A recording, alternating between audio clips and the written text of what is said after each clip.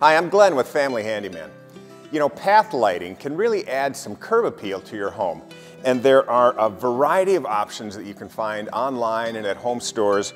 But a lot of them are just these inexpensive plastic posts that you stick in the ground. Let's use our DIY skills, let's use our woodworking tools and make some fun, creative path lights. I'm going to start with this bollard post made out of a 6x6, and you just hang this light in it. You got some attractive path lighting that you made yourself. To make my lantern post mimic the solar lantern light, I beveled the top of the 6x6 on my miter saw. I found the center of the post on each side and drew matching angles from that center point. Mine was a 30-degree angle cut 4 times. I sanded off imperfections with an orbital sander. So I moved over to the garage so that I can create a rabbet, use my router, so that this angle iron sits flush against the post. You don't have to do this step, but I'll take any excuse I can to use my router, and it really is a cleaner look. I determined my angle iron should be 30 inches long, with 12 inches on the base and 6 inches on the top. That determines the full length of my rabbet cut. Do this router work before you cut your top and base sections to length. With a bit designed to bore metal, you can easily drill the 6 or 8 holes you need to secure the angle iron to the post. It's even easier if you have a drill press, but I just used my hand drill set on low speed. I secured the angle iron with washer head construction screws. You can use almost any exterior rated screws here, but I like the look of these washer head screws and the strength of these GRK structural screws. They're an easy replacement for meaty leg screws.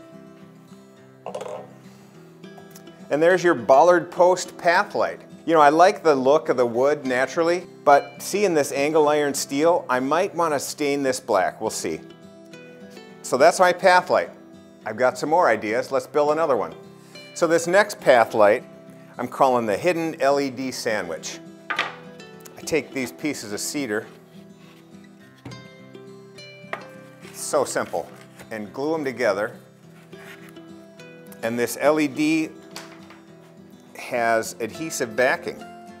It'll wrap around there, all the way around, and this light will create a little glow along the path. This hidden LED sandwich light is simple to make. I started with 3 1x6 cedar boards, each about 30 inches long. I ripped one of those to 3.5 inches wide and then cut 6 inches off the length. I glued that narrower piece in the center of the wider boards, then added a few exterior trim head screws. Buy strips you can cut to length, not the silicone-coated tube light strips. My LED strip lights include 3M adhesive backing, super easy. To hold these light sandwiches upright, I took a length of galvanized steel pipe, connected a 90-degree street elbow, and then attached that to a pipe flange screwed to the bottom side of the wood. The pipe and the bottom couple inches of that post all get buried in the ground. These LED light strips are great. They're very versatile, got the adhesive backing, they stick to a lot of stuff, but you gotta make sure you buy IP65. That's the rating for outdoor safe LED strips. And then for the connection, you can use low voltage power, or there are solar arrays that will hook up to these individually, and you're good to go. And look at this light. It's a great path light for use in a lot of places, in a garden or along a sidewalk. There you have it, simple build.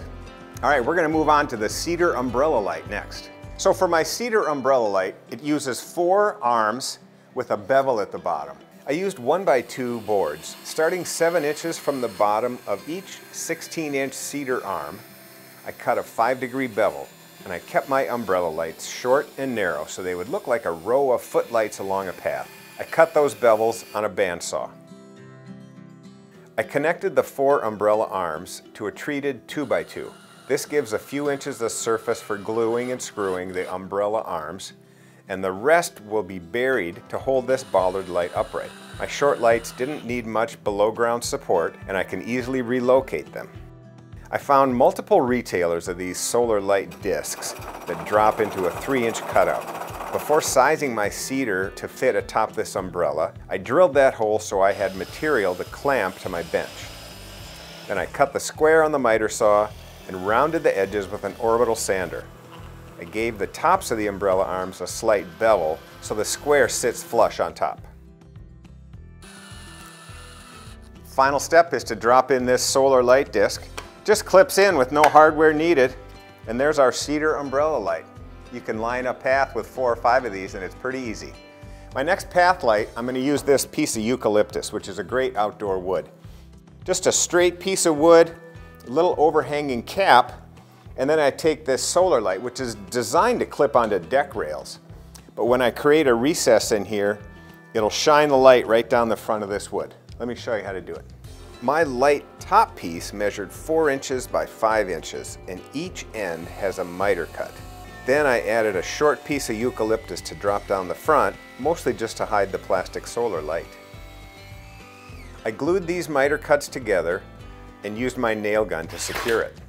And to hold this bollard in the ground, I used the same galvanized pipe method that I used for my hidden LED sandwich. So here we have 4 different path lights.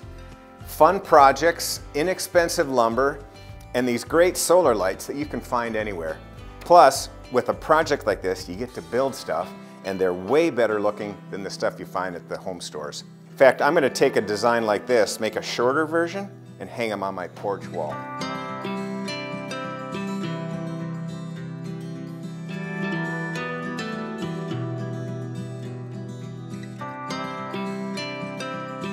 For more great projects like this, visit us at familyhandyman.com.